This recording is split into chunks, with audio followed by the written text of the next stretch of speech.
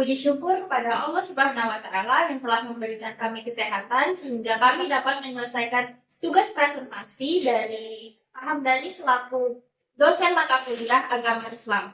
Kami dari kelompok 2 ingin mempresentasikan materi kami yang berjudul Analisis Hari Kebangkitan dan Tanda Mahsyar yang akan terjadi pada setiap umat manusia.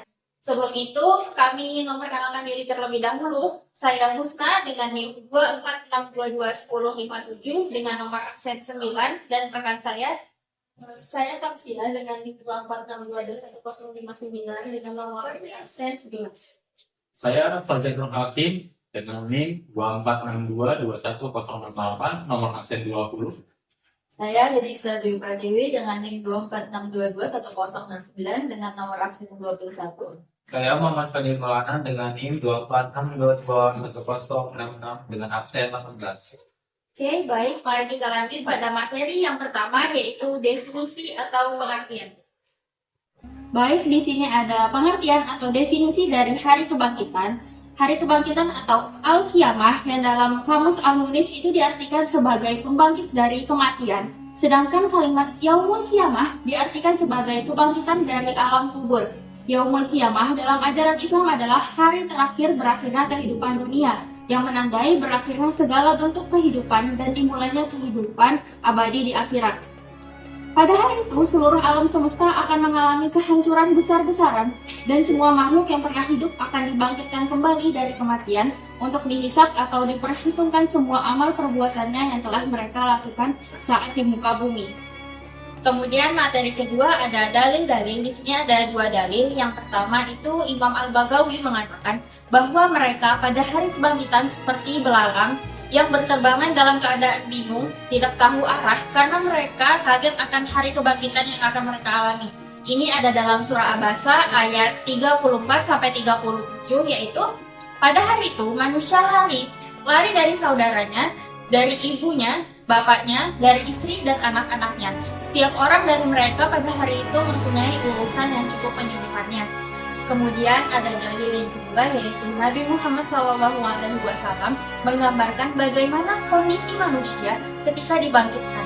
Nabi Muhammad SAW bersabda yaitu manusia dikumpulkan pada hari kiamat dengan keadaan tidak beralas kaki, tidak berpakaian, dan tidak berkhitan.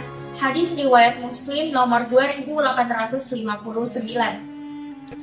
Baik, yang selanjutnya, materi yang akan saya sampaikan adalah pandangan ulama tentang hari kebangkitan. Ibnu Abbas menafsirkan bahwa yang mereka bicarakan adalah tentang lamanya mereka hidup di dunia, di mana sebagian dari mereka merasa waktu mereka di dunia hanya sebentar, yaitu sekitar 10 tahun. Nah, berdasarkan pandangan ulama, menurut Ibnu Abbas ini menjelaskan bahwa kehidupan di dunia itu relatif singkat, yang dimana tidak bisa dibandingkan dengan kehidupan di akhirat.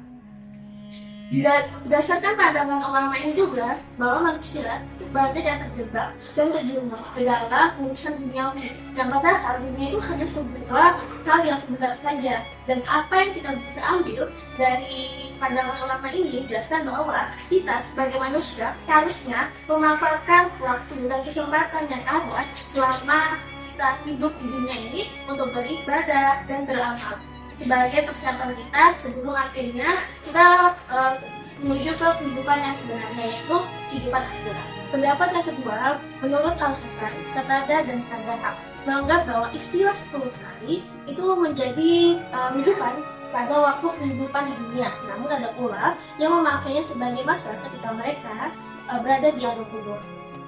Waktu kehidupan di akhirat atau kubur itu akan terasa dengan apabila seseorang atau manusia itu menyesali kehidupannya. Dia tidak bisa memanfaatkan waktu dan juga kesempatannya selama hidup. Maka dari itu, selama hidup di dunia, kita harus bisa memanfaatkan waktu untuk beribadah dan memanfaatkannya dengan lebih banyak beramal, dan supaya tidak ada penyesalan ketika kita di akhirat, bahwa penyesalan itu akan ada artinya karena kita tidak bisa beramal lagi. Maka yang bisa saya simpulkan dari semua pendapat ulama tersebut yaitu kita sebagai manusia harus bisa memanfaatkan waktu dan juga memaknai makna kehidupan agar kita bisa lebih introspeksi diri dan memanfaatkan kesempatan yang ada beribadah dan beramal. Baik, materi selanjutnya saya akan menjelaskan dalil tentang padang mahsyar.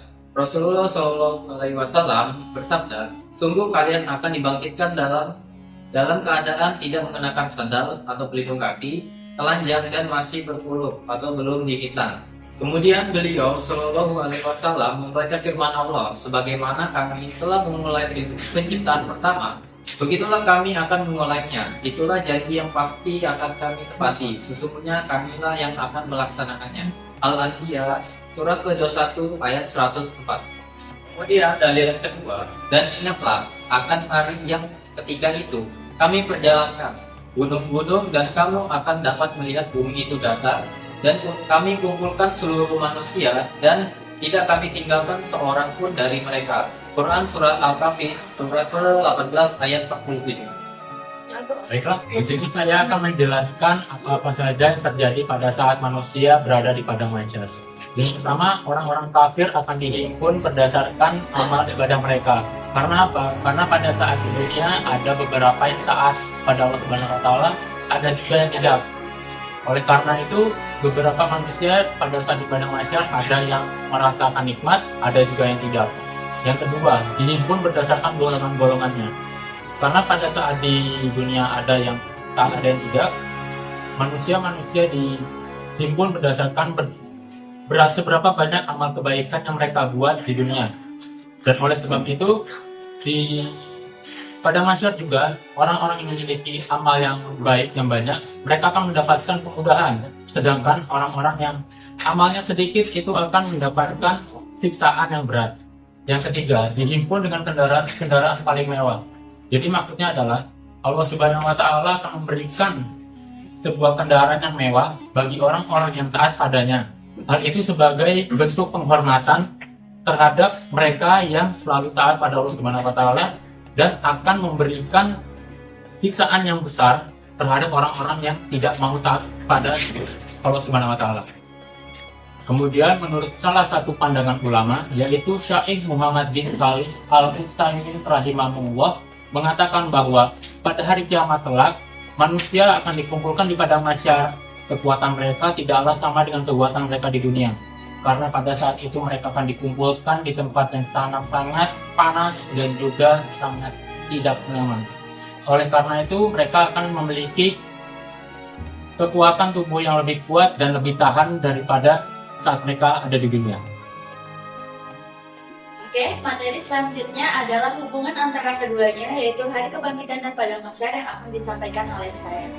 Hari kebangkitan dan padang mahsyar adalah dua fase di akhirat yang harus dilalui setiap manusia sebelum akhirnya mendapatkan ganjaran yang sesuai dengan amal perbuatan mereka dan ridha Allah. Apakah mereka akan mendapat surga yang kebahagiaannya di luar batas, atau mereka akan mendapatkan kesengsaraan yang berupa neraka. Hari kebangkitan adalah hari di mana manusia dibangkitkan dari alam kubur, dan padang mahsyar adalah tempat di mana dikumpulkannya manusia untuk mendapatkan pengadilan atas perbuatannya. Pengadilan yang sangat adil. Untuk materi yang terakhir dari kami yaitu kesimpulan. Hari kebangkitan dan padang mahsyar bukan semata-mata untuk menakuti umat manusia, tetapi kita diharapkan dapat mengambil hikmah yang terdapat di dalam kejadian tersebut. Karena setiap tindakan kecil yang kita lakukan di dunia, kelak akan dimintai pertanggungjawaban di akhirat kelak oleh Subhanahu wa Ta'ala.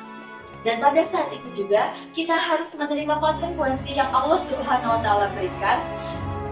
Oleh sebab itu, kedua kejadian tersebut bisa menyadarkan kita semua betapa pentingnya mempersiapkan diri serta amal-amal baik yang kita kumpulkan di dunia dengan harapan mendapatkan rahmat dan ridha Allah Subhanahu wa Ta'ala.